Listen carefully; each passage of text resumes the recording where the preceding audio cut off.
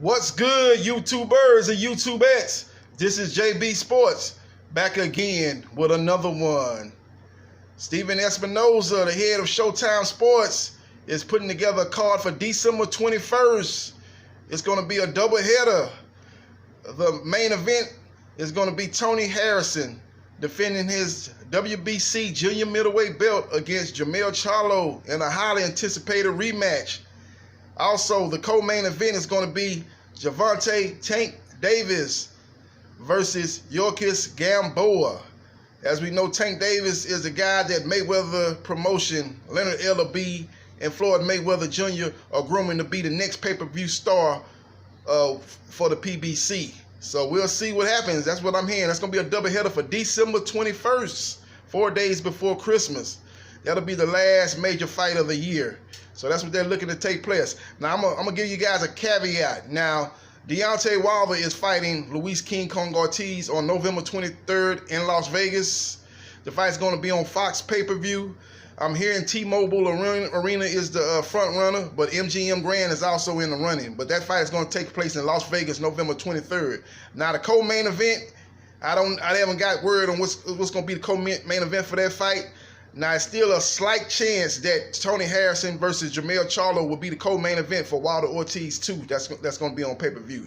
I don't think that's going to happen. I think they're going to go with another co-main event, but it's still an outside chance of that.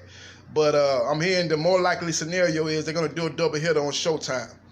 Showtime pay-per-view. It's going to be, again, Harrison versus Charlo 2, and it'll be Gervonta Tank Davis making his debut at 135, moving up to 135 to face veteran Davis-Gamboa.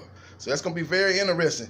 You know, I like both fights. I think both fights are going to be exciting. As say what you want about Gamboa being long in the tooth, the guy always brings it, and he looked very good on his last fight. He was on the undercard of Gamboa's hometown fight when he knocked out Nunez in the second round of that fight. Gamboa looked very, very good against Rocky Martinez as he stopped him in the first half of that fight. So he looked very good. He's never in a boring fight. He went to he went to Terrence Crawford's home state of Nebraska. I think he even found him in his hometown, Omaha. I believe it was in Omaha. I don't think it was in Lincoln. I believe it was in Omaha. And he heard Terrence Crawford early in that fight. I think he heard him multiple times early in that fight.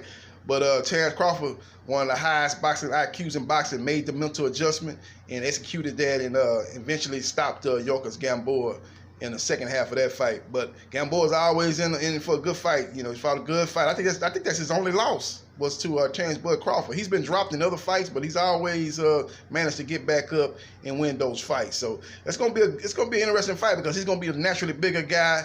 He's gonna try to pressure Davis, try to use his size, and and try to test Tank, man. Try to use his size against Tank, try to test Tank. But I just think Tank's probably the fresher, younger fighter, and will be able to outbox him.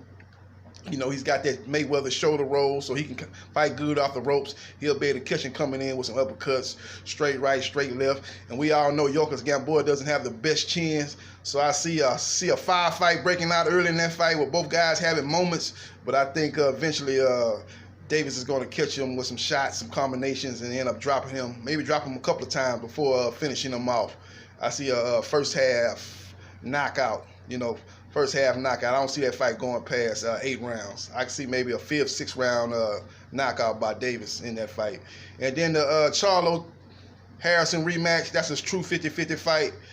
Skill level-wise, you probably get an edge to Tony Harrison, but it's just something about Jamel. Jamel's got a strong will, man, strong will, a strong determination, man. He really truly believes he got robbed in that first fight.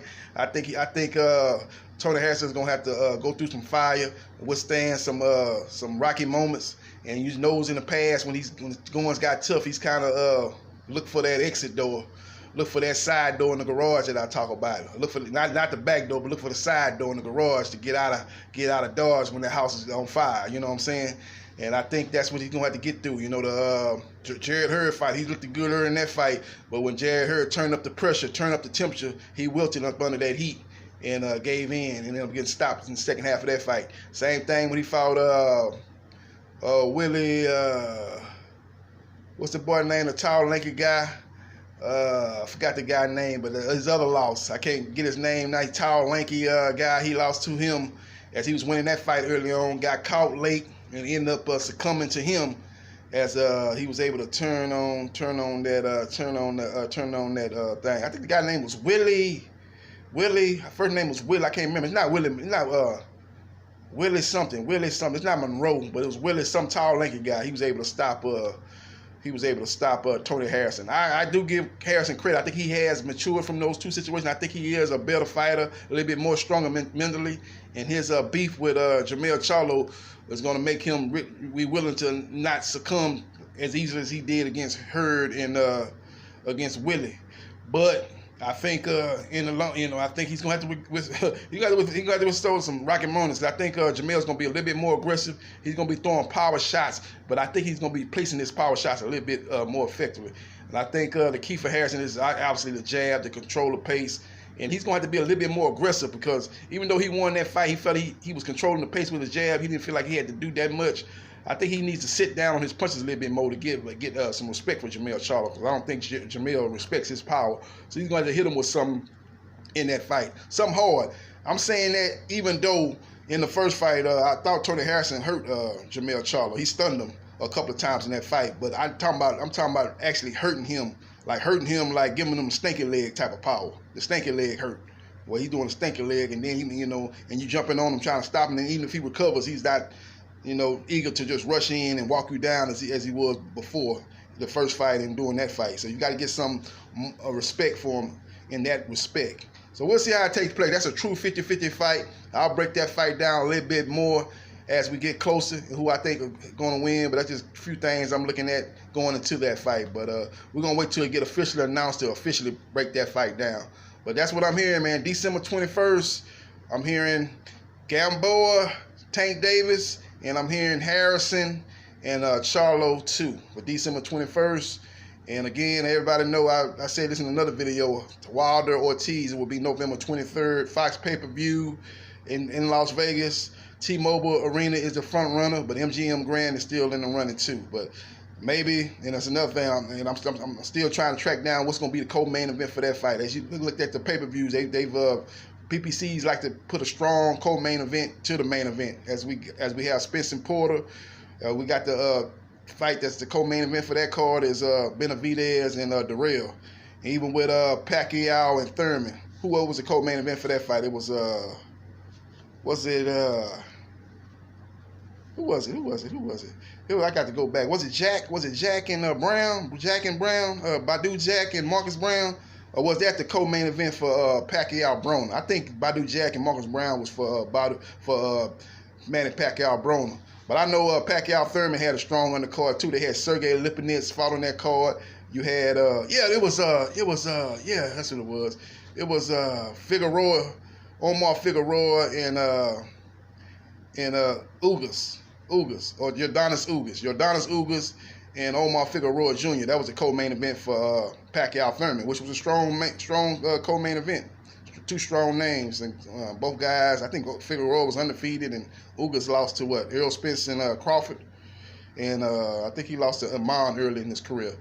So that was a good, strong co-main event. So I think they're gonna try to do that with Wilder Ortiz. So that's why I'm still leaving the door slightly cracked, that maybe they pull Harrison Jamal the rematch and put that at the co-main event. I doubt it. I think they're gonna do the doubleheader. That's what I'm hearing. And more likely they're gonna do the doubleheader December 21st, again with Harrison-Charlo 2 and Tank Davis versus Davis-Gamboa. So that's what I'm hearing. This is, and what I want y'all to do is follow me, help build the channel, subscribe to JB Sports, the man, the myth, the legend. Follow me on Instagram, JB Sports 713, and on Twitter, JB Sports the man. And I'm out of here. Peace.